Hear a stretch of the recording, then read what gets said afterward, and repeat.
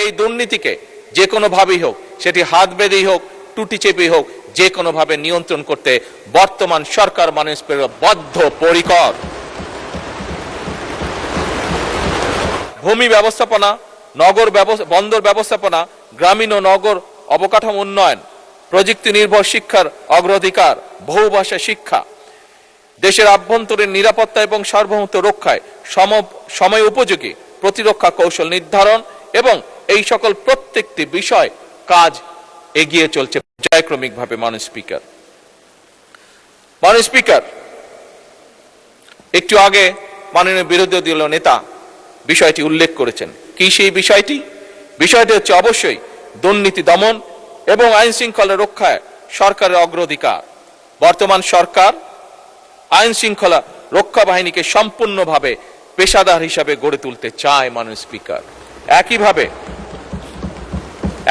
মাননীয় স্পিকার, দুর্নীতির যে বিষয়টি আছে, আমরা দেখেছি স্বৈরাচারের সময় কিভাবে প্রতি বছর এই দেশ থেকে $16 বিলিয়ন পাচার করে দেওয়া হয়েছে, যার ফলে বিরোধী দলীয় নেতা ওনার বক্তব্যে যে রাস্তাঘাট বা যেটারই উনি বিবরণ দিয়ে থাকুক না কেন, এই সকল সমস্যাগুলো একটি অন্যতম কারণ হচ্ছে এই দুর্নীতি। মাননীয় স্পিকার, এবং এই দুর্নীতিকে যে কোনোভাবেই হোক, সেটি হাত বেঁধেই হোক, টুটি চেপেই হোক, যে কোনোভাবে নিয়ন্ত্রণ করতে বর্তমান সরকার বদ্ধপরিকর।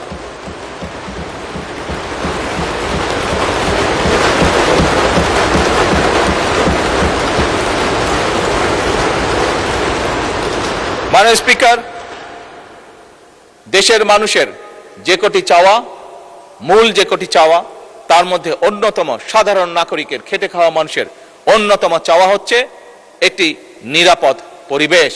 অর্থাৎ একজন কৃষক হোক, একজন শ্রমিক হোক, একজন শিক্ষক হোক, শিক্ষিকা হোক, ছোট ব্যবসায়ী হোক, যেমনই মানুষ হোক না কেন, প্রত্যেকটি মানুষ চায় দিন শেষে কাজ শেষ করে যখন সে বাড়িতে ফিরে যাবে, তখন সে নিরাপদে যাতে যেতে পারে বাড়িতে, অথবা দিন শেষে বাড়ি গিয়ে যখন পরিবারকে নিয়ে যদি কোথাও বেড়াতে বের হয়, সে যাতে নিরাপদে যেতে পারে, আবার নিরাপদে তার বাসস্থানে ফিরে আসতে পারে। মাননীয় স্পিকার, জনগণের এই নিরাপত্তা নিশ্চিত করার জন্য একটু আগেই আমরা উল্লেখ করেছি, আমরা আইন শৃঙ্খলা বাহিনীকে পেশাদার হিসাবে গড়ে তুলতে চাই, এবং সেটিরই অংশ হিসেবে মাননীয় স্পিকার, আমরা বর্তমান সরকার 10,000 নতুন পুলিশ কনস্টেবল নিয়োগ দেওয়ার পরিকল্পনাও হাতে নিয়েছে। মাননীয় স্পিকার,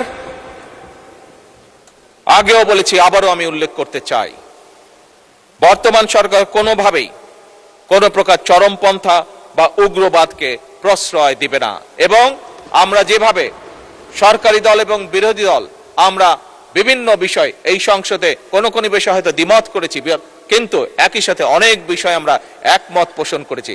আমি বিশ্বাস করি দৃঢ়ভাবে যে উগ্রবাদ এবং চরমপন্থাকে যে বর্তমান সরকার প্রশ্রয় দেবে না, এই ব্যাপারে আমরা সম্পূর্ণভাবে বিরোধী দলের সহযোগিতা পাবো ইনশাআল্লাহ।